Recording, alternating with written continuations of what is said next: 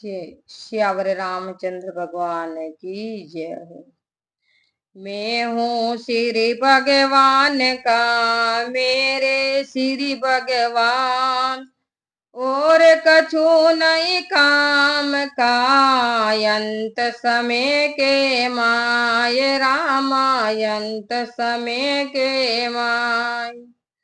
राम बिना नहीं बोलिए, राम बिना नहीं खाए, राम बिना नहीं जागिए, राम बिना नहीं सोए, राम बिना नहीं सोए।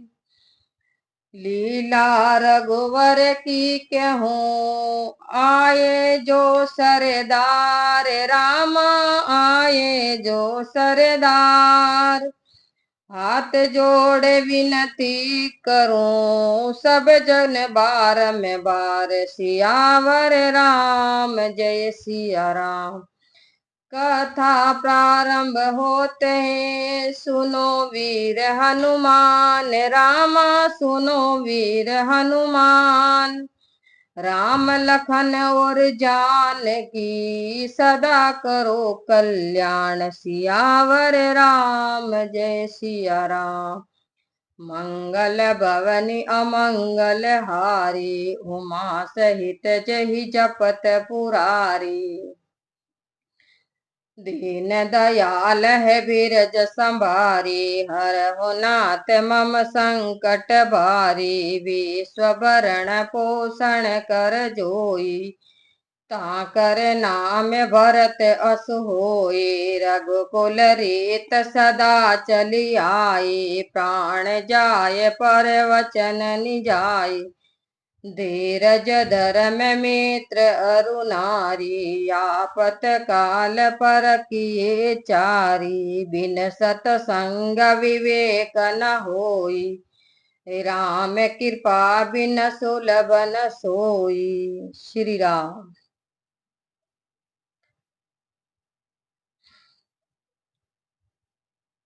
श्री करुणा वरुणा के परम पिता परमात्मा के श्री चरणों में दंडोत प्रणाम करते हुए, मम इष्ट देव श्री रामदास जी महाराज, श्री दयालुदास जी महाराज, श्री राघवदास जी महाराज के श्री चरणों में दंडोत प्रणाम करते हुए, श्री राम गुरुदेव जी महाराज के श्री चरणों में दंडोत प्रणाम करते हुए, भूत भविष्य वर्तमान के सभी संत महापुरुषों के श्री चरणों में दंडोत प्रणाम करते हुए, कथा में विराजमान श्री हनुमान जी महाराज के श्री चरणों में दंडोत प्रणाम करते हुए, और अपनी वाणी को पवित्र बनाने वाली श्री सरस्वती माता जी के श्री चरणों में दंडोत प्रणाम करते हुए, श्री राम। सरस्वती माता जी को प्रणाम करना कथा में बहुत दुर्लभ है और बहुत महान बताया है, क्योंकि जब सरस्वती माता कंठों में विराजमान होती है, तब राम जी और गुरु महाराज की मेहर से यह शब्द अपने से निकलता है। ये शब्द निकालना अपन के हाथ की बात नहीं है, ये तो गुरु महाराज की कृपा और माँ सरस्वती की मेहर होती है, तब इस शब्दों का सदुपयोग होता है।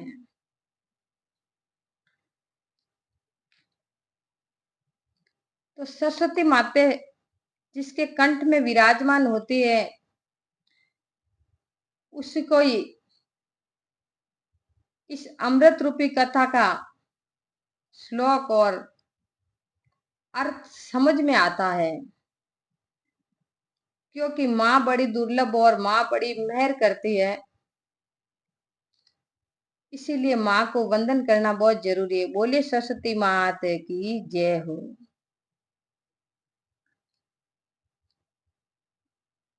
तो आज कथा आती है,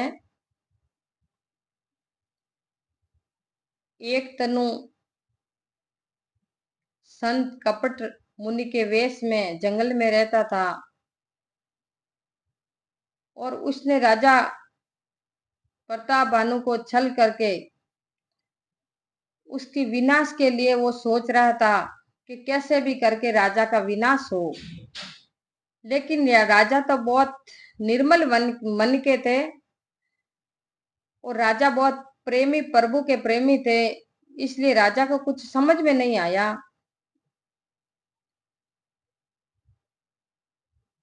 तो देखो भाई, अच्छे अच्छे लोग भी कभी मोहित हो जाते हैं और बड़े बड़े ज्ञानी भी कभी किसी के कहा बहाका में आ जाते हैं।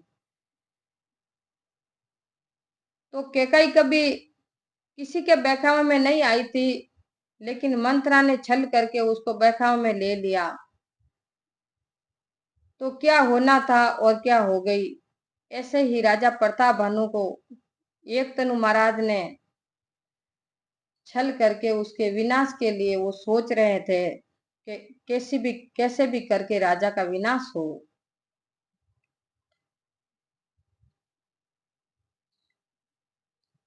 तो एक तनु के एक मित्र था राक्षस, उसको बुलाया कि राजा को घोड़ा सहित अपने घर पहुंचाओ, राज दरबार में पहुंचाओ। तो तेजवान शत्रु अकेला भी हो, वो भी तेजवान शत्रु था, वही राजा का ही शत्रु था। तो वो भी राजा को देख के बड़ो हंसने लगा और सुख माना कि ये भी मेरा शत्रु है, इसका तो नाश होना ही चाहिए। तो कथा कहती है कि तेजवान शत्रु अकेला भी हो तो भी उसको छोटा नहीं समझना चाहिए। सिर मात्र शेष रह जाने पर भी राहु अब भी चंद्रमा को दुख देता है। अबैसा देव रूपी सनऊ नरेसा, जो तुम कीन मोर उपदेशा। परिहरि सोच रहो तुम सोई, बिनु औषध विधि आदि विधि खोई। सुनो राजन, यदि तुम मेरे उपदेश के अनुसार कार्य करोगे तो अब तुमको मैं साध लूंगा। सोच को छोड़कर अब तुम सो रहे हो। विधाता ने बिना औषधि के ही इस व्याधि को नष्ट कर दिया है। कुल समेत रिपुमूल बहाई, चौथे दिवस मिलब में आई। तापसन पही बहुत परितोषी, चला महाकपटी अति रोषी। कुल सहित शत्रु को नष्ट करके चौथे दिन में आकर तुमसे मिलूंगा। वो राक्षस एक तनु कपट मुनि से बोला कि आप सोच फिक्र मत करिए, इस राजा का कुल सहित परिवार सहित नष्ट करके मैं चौथे दिन वापिस आ जाऊंगा। तपस्वी राजा को संतोष देकर वह बड़ा कपटी महाक्रोधी राक्षस चला गया। भानु प्रताप ही बाजी समेता, पहुंचा ऐसी सोवती निकेतन। नारी पही सही न कराई, है ग्रह बोध बाजी बनाई। जय हो। देखो राक्षस ने कैसा कर रखा है राजा के साथ। प्रताप भानु को घोड़ा सहित सोते ही घर पहुंचा दिया। जैसे प्रताप भानु राजा सो रहा था तो उस राक्षस ने सोते सोते को रात में ही अपने घर पहुंचा दिया और अपनी रानी के महल में राजा सो रहा था। राजा को रानी के पास शयन कराकर छोटे घोड़े को घुड़शाला में बांध दिया। अब वो राक्षस गया और राजा को अपनी शक्ति से अपने महल में पहुंचा दिया और रानी के पास में राजा को सुला दिया और घोड़ी को घुड़शाला में बांध दिया। आप बिरची उपरो हित रोपा, पर हूँ जाई तही से जे अनुपा। जागे हुन अन भये बिहाना, देखी भवन अति इचर जमाना। आप पुरोहित का रूप बनाकर उसकी सुंदर सेज पर जाकर सोता रहा। सवेरा होते ही पहले ही राजा जाग पड़ा और अपने को महल में देखकर बहुत अचरज माना और बहुत खुश हुआ। मुनि महिमा मन मनु मनु मानी, जटे हूँगा वही जही जाननी नान रानी। कानन गऊ बाजी चढ़ते पूरे नर नारी जाने के ही। मुनि की महिमा का अनुमान कर राजा चुपचाप उठा, जिससे रानी को भी पता न हो। फिर उसी घोड़े पर चढ़कर वन को चला गया। नगर में किसी नर नारी ने भी नहीं जाना। गए जामी जुग भूपति आवा, घर घर उत्सवे बाज बजावा। उपरोहित देखी जब राजा, चकित बिलोक सुमिरी सोई काजा। दोपहर होने पर राजा आया, तब घर घर उत्सव हुआ, आनंद बधाई बजने लगी। पुरोहित को जब राजा ने देखा तो चकित होकर देखने लगा और उसी का स्मरण हो आया। जुग समय नृप ही गए दिन तीनी, कपटी मुनि पद रह मति लीनी। समय जान उपरोहित आवा, नृप ही मते सब कही समझावा। राजा को 3 दिन युग के समान बीते। कपटी मुनि के चरणों में उसकी मति लीन हुई थी। समय जानकर पुरोहित रूपी राक्षस आया और एकांत में ले जाकर सब बातें कहकर समझा दिया राजा को। नृप हर से पहचान गुरु, ब्रह्म बस रहन चेत। रामा ब्रह्म बस रहन चेत। बरे तुरंत सत सहत सहस बर, विप्र कुटुम्ब समेत सियावर राम। जय सिया राम। मंगल भवनी अमंगल हारी, उमा सहित जहि जपत पुरारी। राजा गुरु को पहचान कर प्रसन्न हुआ। ब्रह्मवश उसको कुछ ज्ञान न रहा। तुरंत 1 लाख श्रेष्ठ ब्राह्मण को कुटुंब समेत न्योता दे दिया। पुरोहित के 6 रस के 4 प्रकार के भोजन, जैसे कि शुभ शास्त्र में कहे गए हैं, बनाए। अपनी राक्षसी माया से अगणीय रसोई तैयार की। अब वो राक्षस पुरोहित का रूप लेकर आया और राजा के घर रसोई बनाने लगा। विबित मगन कर अमिष है राधा, ते महु विप्र मा सुखल सादा। भोजन कहूँ सब विप्र बोलाए, पद पखारी सादर बैठाए।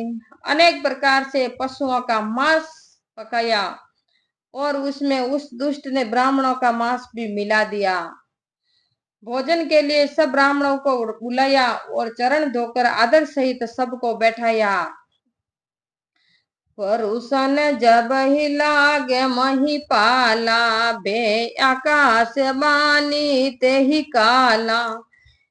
विप्र बंद उठी उठी ग्रह जाऊं, हे बड़ी हानि अन्न नहीं खाऊं।